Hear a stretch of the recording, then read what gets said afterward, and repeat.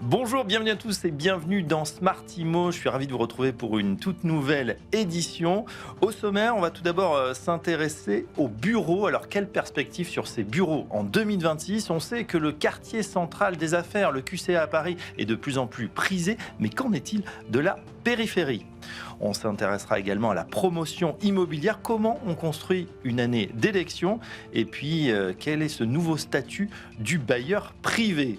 Enfin, on s'intéressera à cette question: comment décarboner la ville à horizon 2050 et même avant?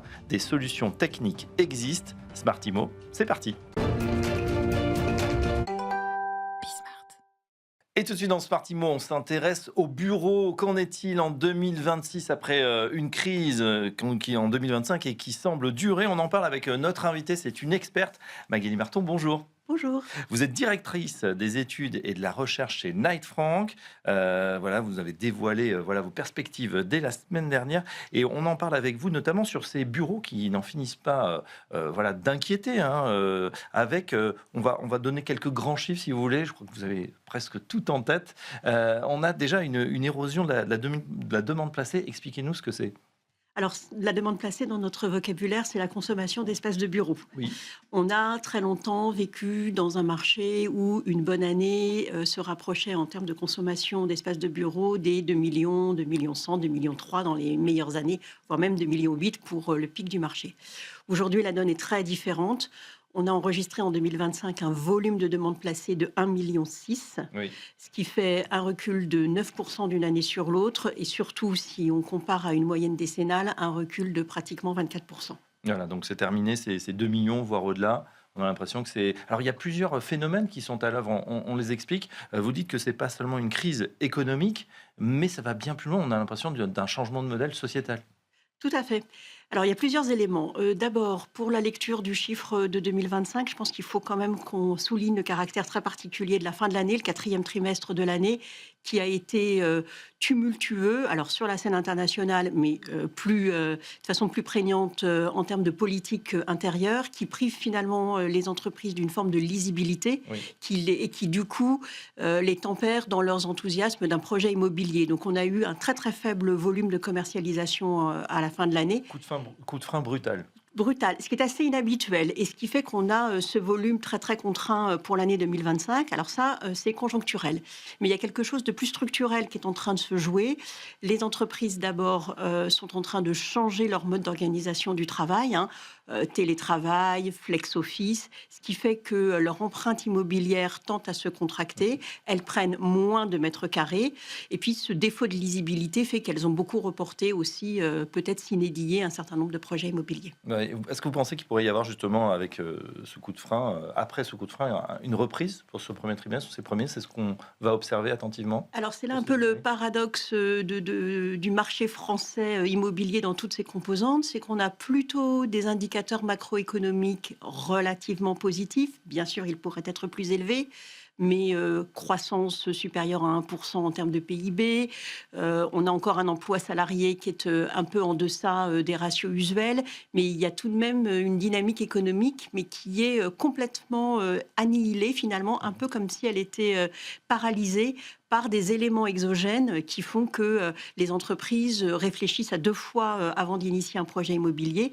Et quand elles l'initient, elles vont finalement actionner énormément de leviers pour modéliser finalement leurs besoins au plus juste, leur empreinte immobilière au plus juste de leurs besoins aujourd'hui, sans aucune forme d'anticipation. Oui. Donc c'est une expression très réduite de la demande. D'accord, donc peu de visibilité et finalement des investisseurs un petit peu frileux. Alors on voit aussi qu'il y a une décomposition entre l'âge d'or du QCA, donc ce quartier centre affaires qui attire vraiment toutes les convoitises, avec des valorisations qui s'envolent, et puis on dirait un petit peu le reste du monde, de la périphérie notamment. Alors vous avez tout à fait raison. Le quartier central des affaires a un statut très particulier. Alors au sein d'un marché parisien qui a capté l'année dernière 1 mètre carré sur 2 commercialisé en Île-de-France.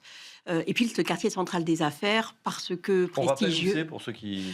Alors, c'est la grande majorité des arrondissements, le 1er, le 2e, le 8e, le 9e, le 16e et le 17e. Donc, retenez que c'est 7 millions de mètres carrés à peu près, avec des aménités de très grande qualité, avec un patrimoine aussi de très grande qualité, et avec des propriétaires qui ont à cœur de toujours maintenir une qualité très premium de leurs espaces. Ouais, Et ce qu'on appelle le bureau 5 étoiles, un petit peu. Exactement. Et donc, du coup, cette localisation a une fonction un peu de catalyseur. Alors, pour des entreprises qui ont bien évidemment des capacités financières importantes, puisque on a un loyer moyen, immeuble neuf ou restructuré qui tangente pratiquement les 1 000 euros du mètre, et puis pour de l'existant, on sera plutôt à 800 euros du mètre. Donc, on est vraiment très haut en termes de valeur locative, mais ça fait sens pour un certain nombre d'entreprises à forte valeur ajoutée. Et donc, ce quartier central des affaires, qui est la locomotive du marché tertiaire francilien, a relativement bien traversé l'année 2025, mais c'est plutôt 2026 sur lequel il va falloir être vigilant, parce que pour la première fois, enfin une rare fois de son histoire, on a aujourd'hui plus d'offres disponibles sur le marché dans le QCA que de consommation. Finalement de mètres carrés. Et l'année 2026, on a identifié un afflux assez important de surface sur le marché, ce qui fait qu'on va se retrouver avec beaucoup plus d'offres que de demandes aujourd'hui exprimées et concrétisées au travers de transactions. Magali Marton, toujours sur les bureaux, on a dit que les valeurs en périphérie, les valeurs locatives avaient corrigé. Est-ce que c'est suffisant ou est-ce que cette correction va continuer ? Alors 2025, c'est plutôt les premiers signes d'une correction qu'on attendait depuis longtemps, compte tenu d'un déséquilibre très important entre, encore une fois, l'offre et la demande. Ce sont des secteurs, toute la partie ouest, Hauts-de-Seine, mis à part la Défense, et puis la partie nord, sud et est, mais surtout la partie nord, Saint-Denis, Saint-Ouen, où là, on va avoir des taux de vacances de pratiquement 30%. Donc 1 mètre carré sur 2 existant est vide. Et en face de cette offre, on a une demande assez faible, plus de très très grands mouvements d'entreprises qui venaient consommer régulièrement ces espaces. Et donc au bout d'un moment, la persistance de cette offre fait qu'on corrige les valeurs. C'est ce qui s'est passé en 2025. Correction entre -4, -5, -6% selon les secteurs. C'est pas suffisant ? Alors, c'est pas suffisant. Non, c'est pas suffisant. En tout cas, c'est pas suffisant pour absorber tout le stock. Clairement, on est sur des marchés où le stock représente plusieurs années de commercialisation. Donc, c'est des situations toujours délicates pour les propriétaires. Il y a fort à parier qu'une partie de ces mètres carrés vacants ne trouveront plus jamais d'utilisateurs, en tout cas dans un usage bureau. Alors à réfléchir sur une possible reconversion. Reconversion, réversibilité des bureaux en logement, en hôtel. Voilà, on en parle beaucoup sur cette antenne. On a évidemment, vous avez dans l'étude fait un point sur le résidentiel, mais je voudrais qu'on s'attache plutôt à tout ce qui est logistique et data center. On voit que c'est en train le taux de vacances, en tout cas, est en train d'augmenter. Alors très légèrement. Mais c'est quand même peut-être un signe. On est passé à 6,8%. C'est 1% de plus que l'année précédente. Oui, tout à fait. Alors ça, c'est une moyenne francilienne, effectivement, sur les surfaces d'entreposage vacantes. Derrière cette moyenne, on a des configurations de marché très, très différentes. Certains secteurs ont quelques pourcents de vacances, donc aucune inquiétude de ce côté-là. D'autres secteurs, le Nord, la Bourgogne, on a des taux de vacances de plus de 10%. Mais bon, pour le coup, sur ce marché dit de la logistique, on a plutôt eu, jusque les 3/4 de l'année, on était un peu en deçà des ratios usuels sur ce marché. Puis le dernier trimestre a été très important et on a fini sur une demande placée d'un peu plus de 3 millions de mètres carrés, ce qui relance finalement ce produit immobilier qui est toujours très plébiscité par les investisseurs. Il y a un peu plus de 3 milliards d'euros qui ont été investis sur cette classe d'actifs l'année dernière et on peut imaginer qu'il y a encore de la place pour beaucoup plus d'investissements en 2026. En tout cas, c'est notre estimation. Et voilà, peut-être rebond de l'investissement logistique en 2026. Derrière, bien sûr, il y a tout le e-commerce dont nous sommes friands et de plus en plus consommateurs. Voilà pour ces perspectives sur les bureaux et sur la logistique. Merci Magali Marton. Je rappelle que vous êtes directrice des études et recherches chez Knight Frank France et à très bientôt sur Smart Imo. Dans Smart Imo, on s'intéresse à la construction toujours à la peine en 2025. Alors que va-t-il se produire en 2026 avec des nouvelles réglementations du côté du bailleur privé notamment? C'est la question qu'on va poser à notre invité David Chouraki. Bonjour. Bonjour. David, vous êtes directeur général adjoint de Crédit Agricole Immobilier et on se pose cette question en préambule. Ben voilà, c'est vrai qu'on a eu cette année 2025 encore très difficile pour la promotion immobilière. Comment vous, sur le terrain, vous professionnels, vous vous adaptez à cette nouvelle donne? On s'adapte avec trois leviers importants. Le premier, c'est qu'on est beaucoup plus en amont sur les projets avec les acteurs du territoire. Oui. Donc, on renforce les liens qu'on peut avoir avec les collectivités, avec les aménageurs. On a des précommercialisations en bloc qui sont plus importantes, comme traditionnellement dans les moments où c'est plus difficile. Et puis, on est dans une logique de co-construction locale. On est vraiment façonneur des territoires avec des projets qui vont aller plus dans la mixité, qui vont être de la rénovation, de la réhabilitation. Donc, on va rééquilibrer également notre offre. On va travailler beaucoup plus sur la dimension service, résidence gérée. Oui. Et puis, avec le redémarrage de la primo-accession, on travaille des programmes plus adaptés. Voilà, donc on a une sélectivité accrue. J'allais dire, dans les moments de crise, c'est toujours la même chose. On resserre les projets. Bien sûr. Alors justement, vous avez parlé des collectivités. C'est une année d'élection, 2026, les municipales, dans quelques semaines. Et on dit souvent, voilà, ça bloque un petit peu les décisions. Maire bâtisseur, maire battu. Voilà le slogan en tout cas. Est-ce que c'est une réalité concrète? Est-ce que c'est plus compliqué ces années préélectorales ou électorales? C'est pas la vision qu'on en a. Comme je le disais, on est vraiment bâtisseur des territoires. Et donc, les relations sont fortes avec les élus. Les projets ont changé. C'est des projets, je le disais, de mixité. C'est des projets de réhabilitation qui transforment la ville. Et là-dessus, on a des relations en profondeur sur la réflexion de ce que doit être la ville de demain. Donc, j'allais dire qu'on est finalement dans un temps différent. On n'a pas le sentiment que les élections changent beaucoup les choses sur ce dialogue qu'on a avec les élus. Très bien. En tout cas, on nous dit, les promoteurs, qu'on vous construisez différemment aujourd'hui. Alors, il y a eu l'impact du télétravail qui a modifié un peu voilà, le bâti, les constructions. Il y a eu, voilà, on habite aussi un petit peu différemment aujourd'hui. Vous avez parlé de services également. De plus en plus de nouvelles résidences sont équipées, services, garage vélo, etc. Est-ce que là aussi, il y a une nouvelle façon de construire? On construit mieux, on construit plus intelligemment et de manière plus frugale aussi peut-être? Alors, on construit de façon différente. En effet, d'abord, on prend en compte les dynamiques sociologiques. Et vous l'avez dit, le télétravail est un marqueur très fort. Donc, on va apporter énormément de modularité dans les logements. Et puis, on intègre évidemment dans les résidences des services nouveaux. Ça, c'est une transformation, j'allais dire, sociologique. Après, on répond évidemment aux impacts de la crise climatique et on doit travailler différemment. On est, chez Crédit Agricole Immobilier, extrêmement impliqué. On veut être extrêmement vertueux. On s'est donné un objectif important, c'est de réduire de 10% notre empreinte carbone tous les ans. Donc, vous voyez que Chaque année. chaque année, donc on s'est fixé un plan de marche extrêmement ambitieux. 100% de nos projets sont NF Habitat HQE.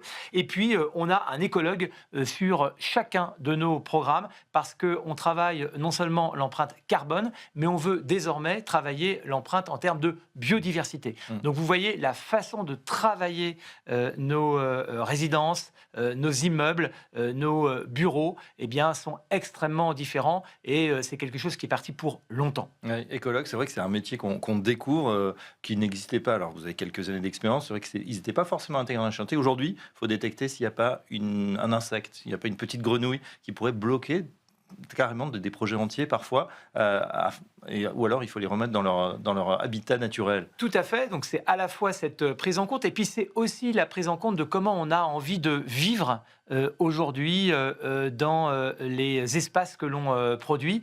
Donc c'est aussi travailler sur ce qu'on appelle la nature en ville, être capable d'inventer des lieux nouveaux. Ouais, d'autant qu'on en a besoin avec des températures qu'on prévoit à plus de 50 degrés dans les villes Exactement. d'ici 2050. Il Exactement. faut absolument, effectivement, reconquérir ces territoires.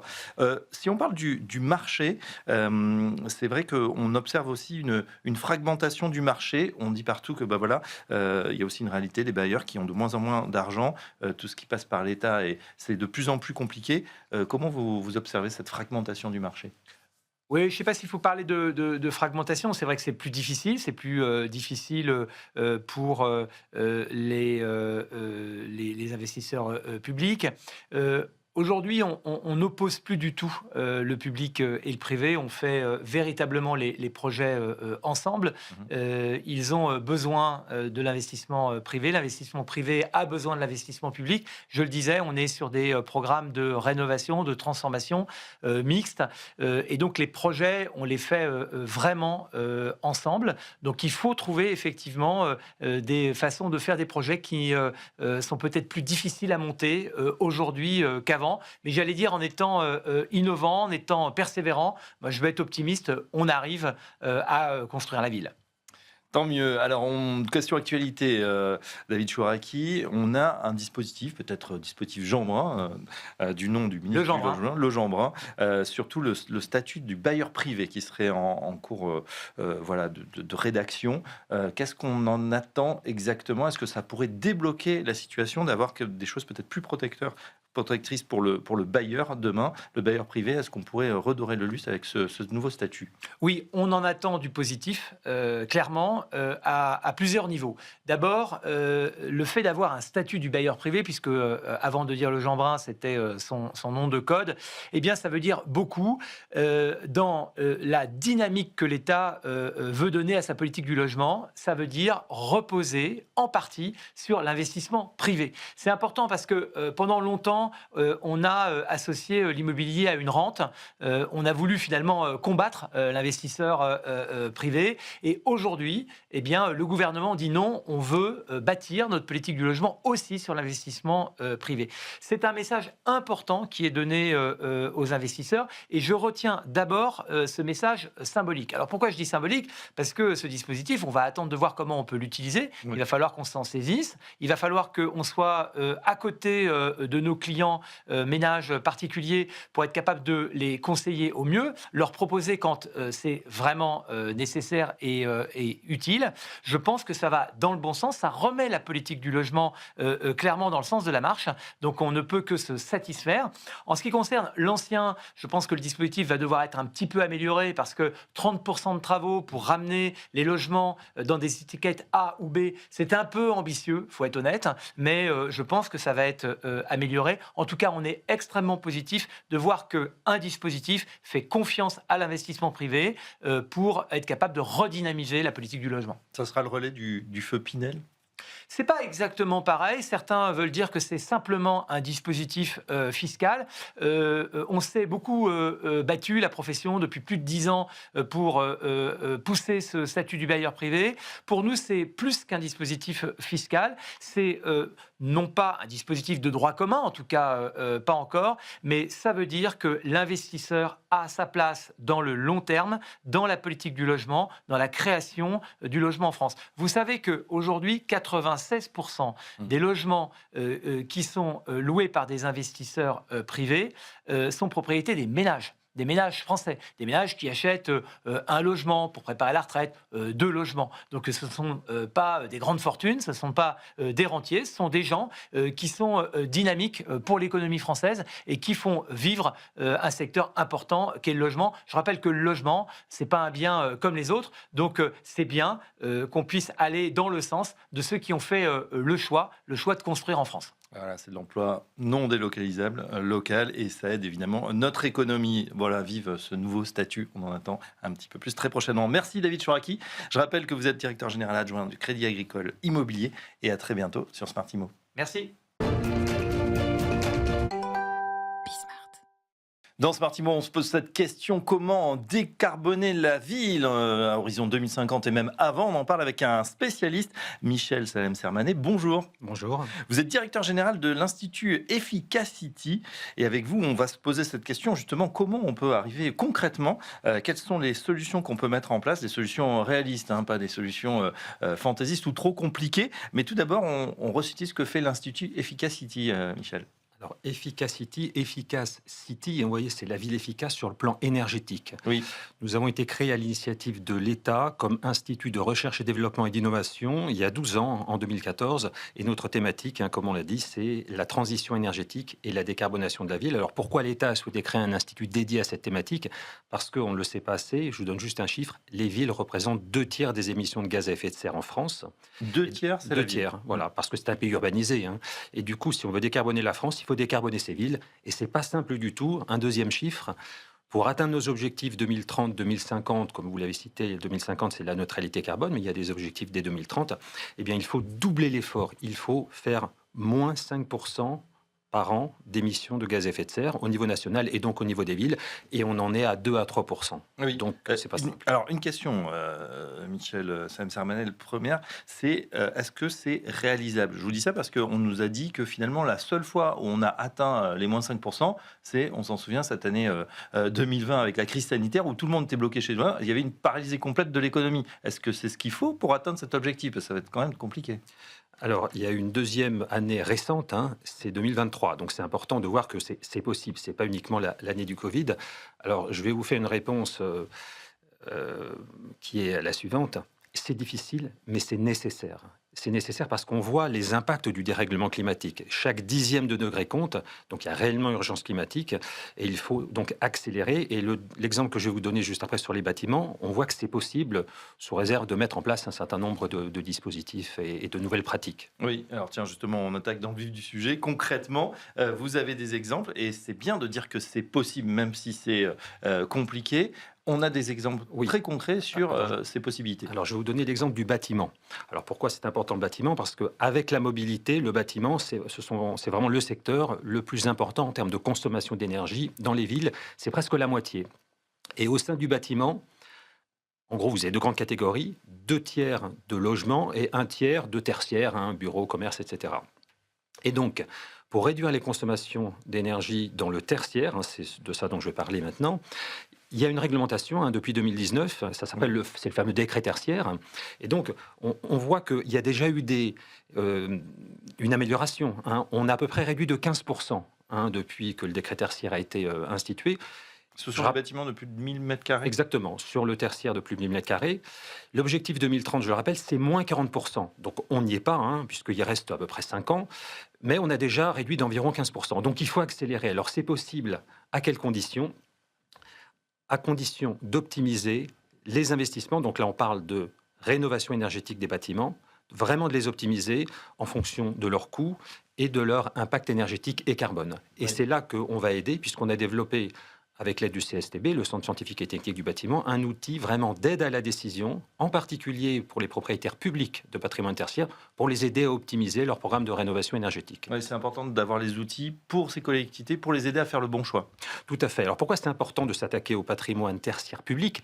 D'abord, je rappelle que c'est presque la moitié du patrimoine tertiaire. C'est environ 400 millions de mètres carrés sur à peu près 1 milliard. Donc 100 millions État, propriété État, et 300 millions à peu près de mètres carrés, propriété des collectivités locales. Donc déjà, on voit que c'est presque la moitié. D'autre part, il y a un effet d'exemplarité. Si l'État et les collectivités montrent l'exemple, on peut s'attendre aussi que les gestionnaires privés de tertiaire montreront l'exemple. Et l'autre raison, c'est que c'est particulièrement difficile pour ces propriétaires, puisque ça ne vous a pas échappé. Il y a des tensions budgétaires fortes, côté État et côté collectivité. Mais l'impact de ce patrimoine tertiaire public, qui est pratiquement la moitié, est très important. Donc il faut accélérer. Et c'est pour ça que l'on a mis en place une nouvelle méthode qui va en quelque sorte révolutionner les pratiques d'audit énergétique, qui sont des pratiques courantes, qui sont insuffisantes pour accélérer, comme on l'a dit, et passer à moins 40% dès 2030. Et c'est ça que je vais vous présenter un peu en détail maintenant sur la base d'un exemple. Alors justement, un exemple, on part du côté de Noisy-le-Grand, où là, on a rénové, où les bâtiments tertiaires sont en cours de rénovation. Expliquez-nous la dimension déjà du projet. Alors pourquoi Noisy-le-Grand d'abord? C'est une ville qui est assez en avance sur tout ce qui est innovation numérique. Et comme c'est aussi notre voisine, puisque nous sommes basés à la Cité des Cartes, juste à côté, sur un grand campus qui fait à peu près 3000 chercheurs, eh bien, nous avons décidé avec Noisy-le-Grand de tester pour la première fois en vraie grandeur cette nouvelle méthode qui est basée sur un outil de simulation énergétique à l'échelle urbaine qui est PowerDis, qu'on a co-développé avec le CSTB. Alors, je donne une petite précision technique. Ça fait une vingtaine d'années qu'il existe des outils de simulation énergétique à l'échelle des bâtiments. Mais il n'en existait aucun à l'échelle urbaine. Et c'est le premier en France, mais même en Europe. À l'échelle urbaine, ça veut dire quoi? À l'échelle d'un quartier ou à l'échelle d'un patrimoine. Et pourquoi c'est important? Puisque à l'échelle d'une collectivité, quand vous avez un patrimoine de plusieurs centaines de bâtiments, et dans le cas de Noisy-le-Grand, c'est 200 bâtiments équipements publics, vous ne pouvez pas faire une simulation énergétique de chaque bâtiment. Ça serait avec des outils donc, de simulation bâtiment, ça serait beaucoup trop long, beaucoup trop coûteux. Et du coup, la pratique actuelle des outils énergétiques, c'est vous envoyez un technicien visiter vos bâtiments. Il n'est pas outillé, il fait des préconisations de travaux. Or, pour vraiment optimiser la rénovation énergétique d'un patrimoine immobilier, il faut changer de méthode. Et cette petite révolution permet de faire la chose suivante. Assez facilement, grâce à l'outil PowerDis, on peut modéliser 100% des bâtiments d'un patrimoine qui peut être de plusieurs centaines de bâtiments. Donc on crée un jumeau numérique, finalement? Exactement, c'est exactement ça. On crée un jumeau numérique du patrimoine, même s'il fait plusieurs centaines de bâtiments, de la collectivité.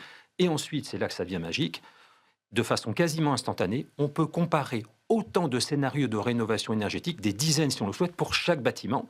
Et du coup, ça permet de faire les bons choix en comparant ces scénarios avec des critères qui sont les suivants.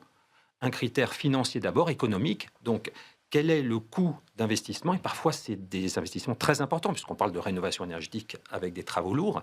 Et quel est le gain énergétique en termes de réduction des factures énergétiques? Donc ça, c'est le premier indice. Plusieurs dizaines de millions d'euros qu'on peut économiser à la clé. Alors, sur Noisy, je vous donne l'exemple qui est assez convaincant.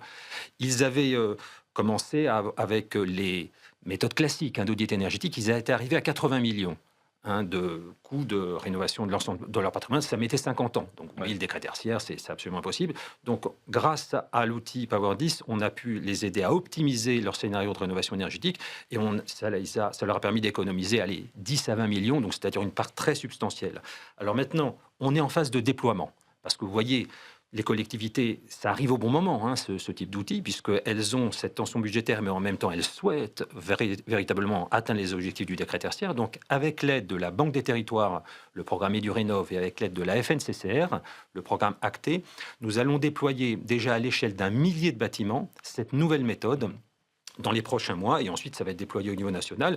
Et donc, j'en profite pour indiquer à toutes les collectivités qui le souhaitent qu'elles peuvent contacter Efficacity, puisqu'il y a une subvention très importante pour ce premier déploiement, puisqu'en gros, entre Efficacity, la Banque des Territoires et la FNCCR, on prend en charge 2/3 de cette étude d'optimisation de la rénovation énergétique de leur patrimoine. Donc, ça veut dire qu'il ne leur reste à charge qu'un tiers, c'est-à-dire 500 € par bâtiment. Quand on voit les économies potentielles qui se chiffrent en millions, c'est vraiment quelque chose de très intéressant et de nécessaire à tester et à déployer ensuite au niveau national. Voilà, donc cette méthode conjointement développée avec Efficacity de la Banque des Territoires, le FNCCR, effectivement, ce programme acté. En tout cas, c'est essentiel et on sait que le point de blocage, c'est souvent effectivement cette étude, cette pré-étude pour démarrer les travaux. Là, effectivement, on a tous les instruments qui se mettent en place et on va pouvoir effectivement modéliser comme ça ces bâtiments tertiaires et faire ces économies. Donc, en route pour l'efficacité énergétique. Merci Michel Salem-Sermanet. Je rappelle que vous êtes directeur général de l'Institut Efficacity. On arrive, chers amis, au terme de cette édition de Smart Immo. Merci de nous avoir suivis. On se retrouve très prochainement pour un nouveau numéro. Excellente journée à tous.